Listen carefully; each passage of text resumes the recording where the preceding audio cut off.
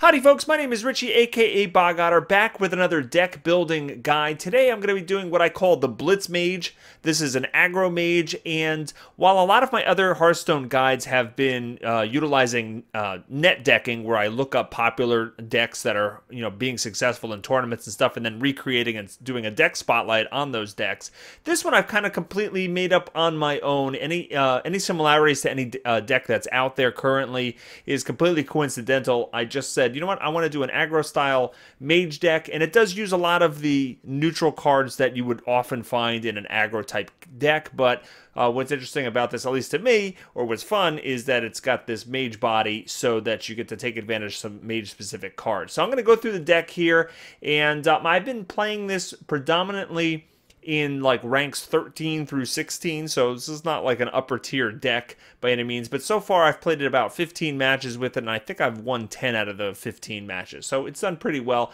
It's fun. Let's just see what's in the deck. So I'm going to start off with 2 arcane missiles. This can help clear the way for some early aggro decks that are out there. So a lot of people are still playing the Warlock Zoo or some of the Hunter decks out there, and Arcane Missiles can sometimes get some good value. It also combos well with Mana Worms, which I have in there, and they get more powerful for every spell that you cast. The next spell up is Mirror Image, and this may seem like an odd choice for an aggro type deck, but it actually works out quite well because you can cast this fairly early in the game, and it will protect things like Leper Gnomes or Mana Worms or Bluegills and allow you to get some extra hits in. And every turn that you're hitting the opponent and not actually having the creatures die is a good thing. Abusive Sergeant's pretty standard in aggro decks. They help pump up things that are already on the board and help you get in some more damage. It combos pretty well with all the creatures that can charge in this deck, which we'll go through in a minute. So 2 Leper Gnomes, another choice for aggro decks where they come out onto the board, and even if they're killed right away, they still do their 2 damage, and they are cheap to cast. The Mana Worm is next. They're not, too aggressive, but they do a lot for 1 mana, and they can get a little bit out of control if you put out the Mana Worms early on, and then you start doing Arcane Missiles, Mirror Image, and Frostbolts. They actually pump up quite nicely, and again, you can protect them with the Mirror Image, and they can kind of grow. Frostbolts, very good card. They can clear out some annoying creatures that get in your way early on in the game, or help finish off by hitting the opponent to the face later on in the game. Bluegill Warriors, just charge creatures, get on the board, do some damage. Direwolf Alpha helps, keep the aggression alive by pumping up things that have charge or are already on the board. I've actually used them to great effect with Mirror Images to get some extra damage in.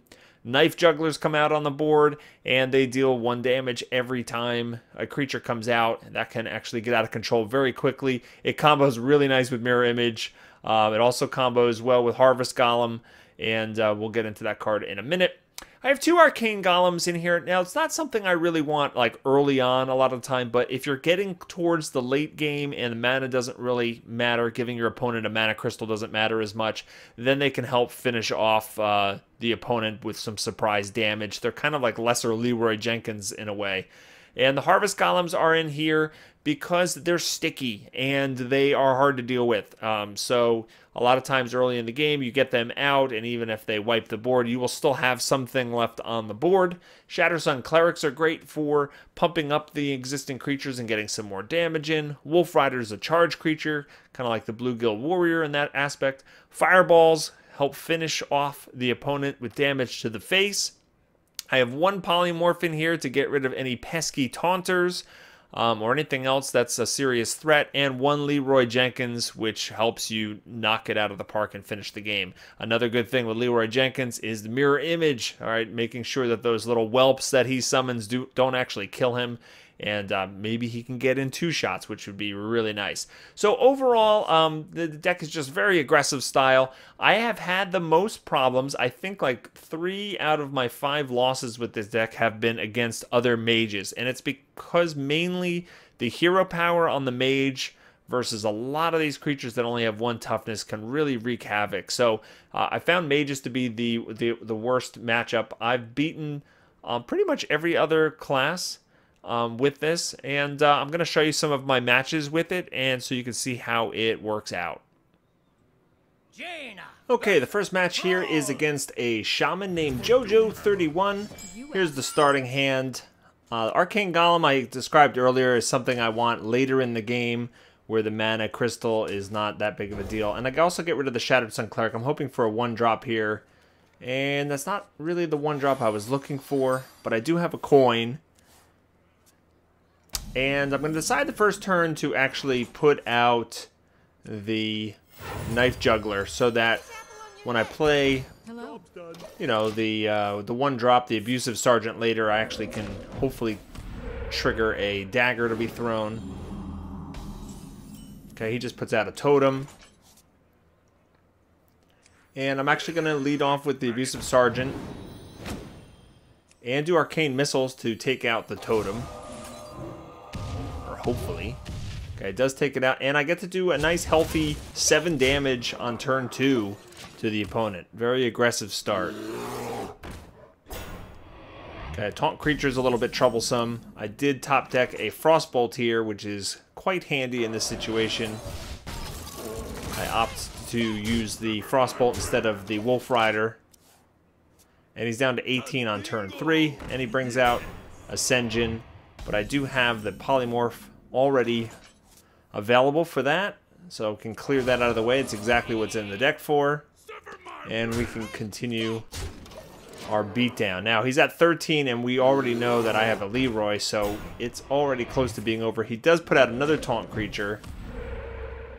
And he's going to take out my Abusive Sergeant here.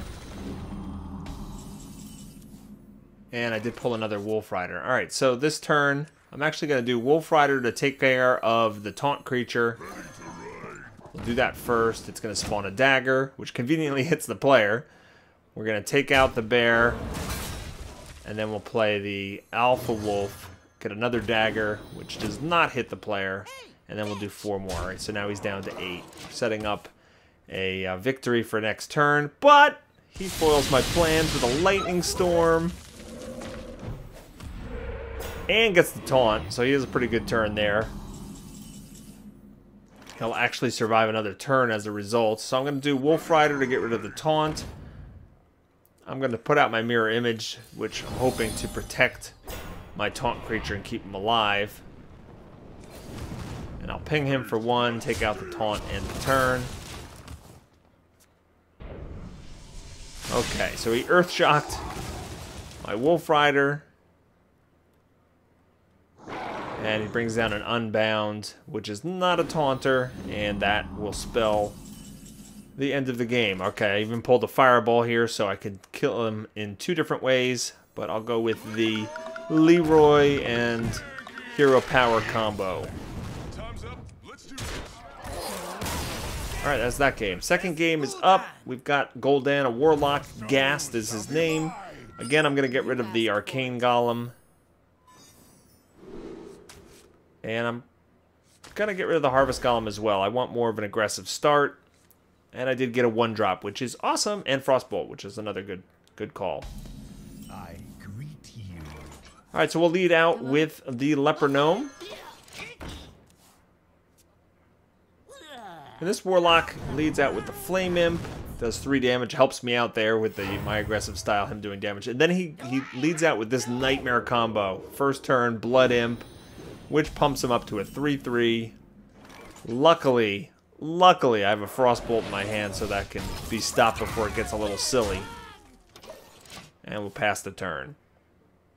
Alright, Voidwalker, taunt is not good. Especially with another Blood Imp, this could potentially just spell a nightmarish situation for me.